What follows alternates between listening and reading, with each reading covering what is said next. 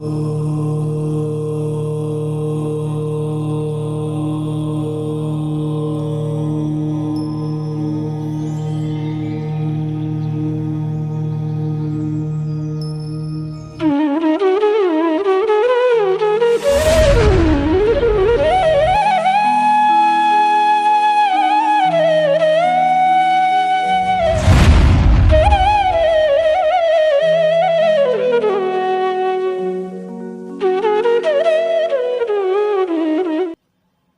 ह्रीं अर्हं णमो जिनाणम। सर्वजगन्न से लेकर उत्कृष्ट अवगाहना पर्यंत जितने अवगाहना के भेद हैं उनमें किस किस भेद का कौन कौन स्वामी हैं और इन अवगाहना की न्यून अधिकता का प्रमाण तथा गुणाकार क्या है, यह 5 गाथाओं द्वारा बतलाते हैं। अब क्रमशः 97 से ये विषय आचार्य प्रारंभ करेंगे और आगे यह क्रमशः चलेगा।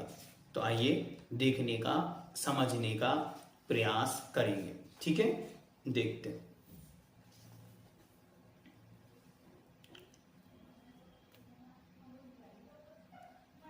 सोहम ऋवा ऋवा ते भावु ते आभु बाते आपुणी पणिठिदम इदरम बिति चप मादिल लाड़म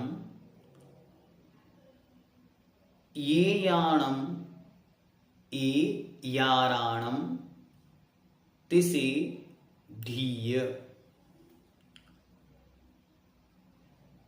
सोहम सोहम निवाते आभु बाते आपुनि पणिठिदम इदरम बिति चप मादिल्लाड़म एयाराणम तसे ढीय।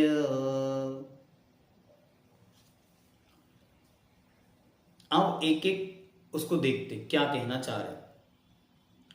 सूक्ष्म निवाते आभु। ठीक है, अब एक एक शब्द उन्होंने दे दिए। अब क्या क्या इसमें कहा वो आपको विस्तार में आगे बतलाएंगे। जैसे सूक्ष्म, णी मतलब निगोद, वा मतलब वायु, ते मतलब तेज मतलब अग्नि, आव मतलब जल, भू मतलब पृथ्वी। फिर क्रम से बाते, बाते मतलब वायु,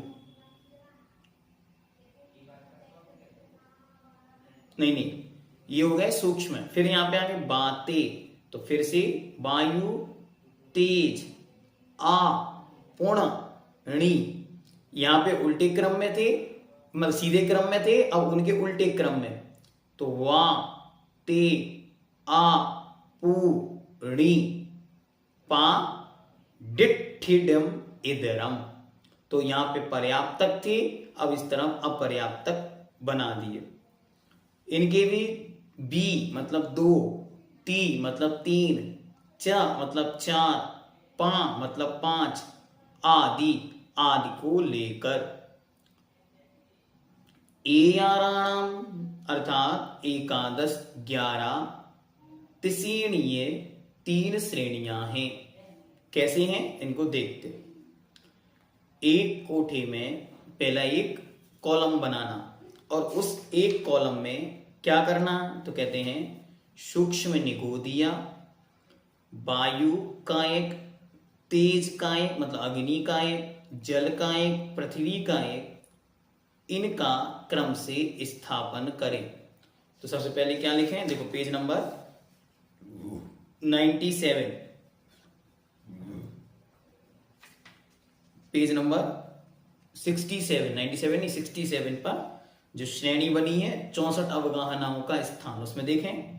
तो सबसे पहले क्या रखा, सूक्ष्म निगोद 1 नंबर। फिर 2 नंबर पर बात, बात मतलब वायु का एक। फिर तेज मतलब अग्नि का एक। अप मतलब जल का एक। पृथ्वी का एक। ये कौन है? अपर्याप्तक। ये कौन है? जघन्य अवगाहना। ठीक हो गया? ये आपका यहां तक अर्थ बता दिया। फिर क्या कहते हैं? इसके आगे दूसरे कोठे में, फिर दूसरे नंबर पर कॉलम में जाएं तो दूसरे कॉलम में क्या करना?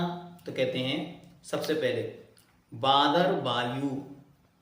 बादर वायु का एक देखें, वो पेज नंबर 67। तो बादर बात 6 नंबर पर। फिर इसके बाद आगे जाएंगे तेज बाते। एक ही शब्द है ना। ये आचार्य ने जो नियम है कि जैसे आपके यहां किसी का नाम है कमल नयन, तो उसको कमल कमल कहकर या कमलू कमलू कहकर बुलाते हैं, तो ये पहला अक्षर से उसका नाम बोलते हैं। तो ऐसे यहां पे आचार्य उसका प्रयोग कर रहे हैं। फिर तेज, फिर जल, आ से अप मतलब पानी। फिर उसके बाद पूर्ण मतलब पृथ्वी, पुणी। ठीक है। फिर उसके बाद आया ऋणी। ऋणी मतलब निगोद। और पदिट, पडिट इदम इदरम। तो पडिटिट मतलब प्रतिष्ठित। इनका क्रम से स्थापना करना। तो इस प्रकार ये क्रम से हो गए। क्या क्या हो गए? तो बादर वायु का एक, तेज का एक, जल का एक, पृथ्वी का एक, निगोद और प्रत्येक वनस्पति, प्रतिष्ठित प्रत्येक वनस्पति, ये भी अपर्याप्त जघन्य अवगाहना वाले हो गए। फिर इसके बाद आगे चलेंगे तो तीसरे कोठे में क्या करेंगे तो उसको बता दे। इसके आगे तीसरे कोठे में अप्रतिष्ठित प्रतीक कहां से लेना? इदरम। इदरम मतलब अप्रतिष्ठित। तो अप्रतिष्ठित से क्या करना? तो कहते हैं अप्रतिष्ठित प्रत्येक। फिर बी मतलब 2 इंद्रिय, त्रि मतलब 3 इंद्रिय, चा मतलब 4 इंद्रिय, पा मतलब 5 इंद्रिय आदि का क्रम से स्थापन करें, मतलब उनको वहां पर रखें।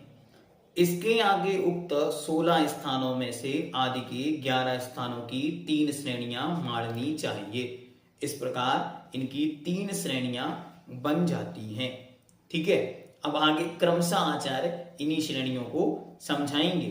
और जो ये चार्ट आपके पेज नंबर 67 पर गौमटसार, जीवकांड, आकाश प्रति पर बना हुआ है, वह आपको इन गाथाओं में गाथा नंबर 100 तक, 101 तक, इन 5 गाथाओं में जो आचार्य क्रम बतलाएंगे उन क्रम से यहां पर जानना। देखें भावार्थ को देखते। 3 कोठों में स्थापित 16 स्थानों में से आदि के 11 स्थान जो कि प्रथम द्वितीय कोठे में स्थापित किए गए हैं, अर्थात सूक्ष्म निगोदिया से लेकर प्रतिष्ठित प्रत्येक वनस्पति पर्यंत के 11 स्थानों की क्रम अनुसार उक्त 3 कोठों के आगे पूर्ववत 2 कोठियों में स्थापित करने चाहिए और इसके नीचे इन्हीं 11 स्थानों के दूसरे और 2 कोठे स्थापित करने चाहिए तथा इन दूसरे दोनों कोठाओं के नीचे पुनः तीसरे 2 कोठा स्थापित करने चाहिए। इस प्रकार 3 श्रेणियों में 2-2 कोठों में 11 स्थान को स्थापित करना चाहिए। और इसके आगे अब आगे का वर्णन क्रमशः वे बतलाएंगे। तो यहाँ पे क्या कह रहे हैं कि जो हमने पहले में स्थापित किया उसको ही आपको आगे इसी प्रकार से स्थापित करना है।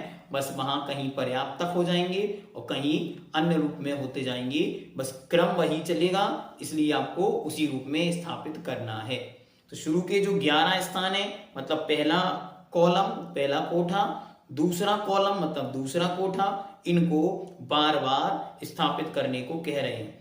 तो एक बार फिर से स्थापित करेंगे तो देखो चौथा कोठा, फिर 5वां कोठा, फिर नीचे आएंगे तो नीचे के दोनों कोठों में भी क्रमशः इसी प्रकार से क्रम चलेगा, वही के वही रहेंगे, बस यहाँ उत्कृष्ट हो जाएंगे, वहां पर्याप्त तक हो जाएंगे, वहां अपर्याप्त तक हो जाएंगे आदि, बस थोड़े से शब्द बदलेंगे, बाकी सिस्टम एक साथ चलेगा। यह आचार्य का बड़ी बड़ी टेबल सारणियां बनाने के शॉर्ट फॉर्मूले हैं, उन्होंने अपने समय में प्रयोग किए थे, हम लोग अपने समय में उनको पढ़ रहे हैं। इसी प्रकार बहुत सारी चीजों के प्रयोग अलग अलग प्रकार से आचार्यों ने किए हैं, हम उनको क्रमशः पढ़ते हुए इस विषय को यहाँ पे देखेंगे। 117 नंबर गाथा तक इसी प्रकार का विषय आगे पीछे होते हुए कठिन सरल चलेगा, लेकिन हम सब मात्र गाथाएं पढ़ते हुए और उनको क्रमशः समझते हुए चलेंगे। फिर इसके बाद विषय बदल जाएगा, तो 117 के बाद अलग विषय आएगा, उसे हम सरलता और सहजता के साथ पढ़ने का प्रयास करेंगे। ओम ह्रीम अरहम णमो जिनाणम जैनम जयतु शासनम।